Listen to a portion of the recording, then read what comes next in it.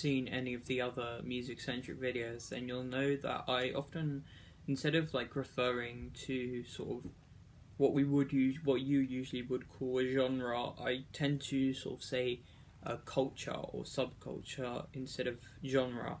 And I kind of wanted to explain that because, I say it a lot and I use it expecting people to understand fully what I mean by that. And, I'm not really going by the exact definition, so I'd like to sort of give, what I mean when I'm saying that.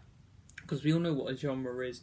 A genre is kind of the grouping of music dependent on the style and the way the music sounds. That's what a genre is, Pop music sounds one way, rock music sounds another way, alt music sounds. So it's all determined on the way it sounds. Whereas when I say culture, yes, how it sounds is part of that. It's also sort of how it feels to those listening, how it makes it respond, and also the community of people listening to the music. Because I think it's much, much more important to, categorize music less on how it sounds and more on who's listening to it and how it's being listened to, in what situations, for what reasons, so, and, I'm not saying we shouldn't use genres, we can definitely use both, sort of, side by side, you can have certain types of rock music that fall into a certain culture, and certain types of rock music that fall into a different culture, so that's, it's just another way of describing it. And also, cultures aren't exclusively music, you can have the same culture, but it includes music, films, books, real life events, different things. I think it's just it's a way of being more definitive, because definitely with genres, there's a lot of grey area and vague, is this really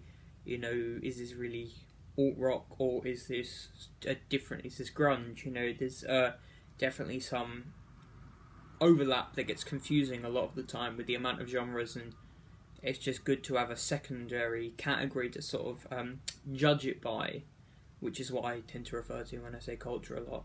And it is, I think, because music, what it is, as a media, it's definitely more important to be validated by the audience rather than the content, because, a song that is critically acclaimed or really, really, really good is only going to be good if it has the crowd and the people listening to it. It's only going to get mainstream attention, of course, if it has an audience. And that's nothing to do with the sound. A song that sounds one way can get popular, a song that sounds another way can get popular. So, and they fall into both pop, as if you were to say, but they can have very different audience bases, and they can have no audience base or lots of audience base. So it's definitely vital to, categorizing songs to have this second layer instead of just genre, but culture. Genre being the way the song sounds, the instruments involved, and the type of music it is.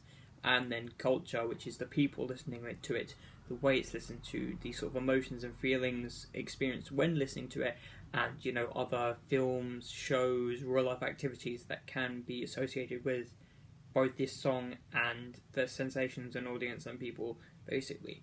So that's kind of what I mean when I say culture, and it's just kind of a way to express more clearly a specific kind of music, because definitely there is a lot of confusion when trying to genre music, because genres are just so vague nowadays and nobody really knows what is what.